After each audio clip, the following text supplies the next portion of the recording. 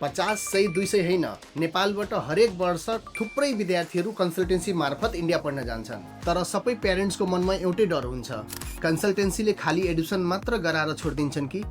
चिन्ता नगर्नुहोस्, पछिल्लो 13 वर्षदेखि एसएस नेपालले आफ्नो विद्यार्थीहरूको लागि सेकेन्ड गार्जियनको भूमिका निर्वाह गर्दै आएको छौँ। हामी एडमिसन गराएर अफर लेटर दिने काम मात्रै गर्दैनौँ।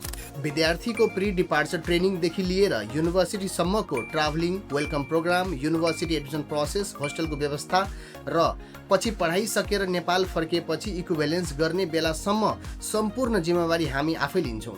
यही विश्वास र निरन्तर सफलताका साथ यो वर्ष पनि पारुल युनिभर्सिटीमा हाम्रो पहिलो ब्याचमै 120 भन्दा बढी विद्यार्थीहरू अध्ययनको लागि पुगिसक्नु भएको छ। यदि तपाईँ एउटा राम्रो युनिभर्सिटीको खोजीमा हुनुहुन्छ भने ढिला नगरी आजै एसएस नेपाललाई सम्पर्क गर्नुहोस् र 2026 का हाम्रा आगामी ब्याचहरूको बारेमा सम्पूर्ण जानकारी लिई आफ्नो सिट सुरक्षित गर्नुहोस्।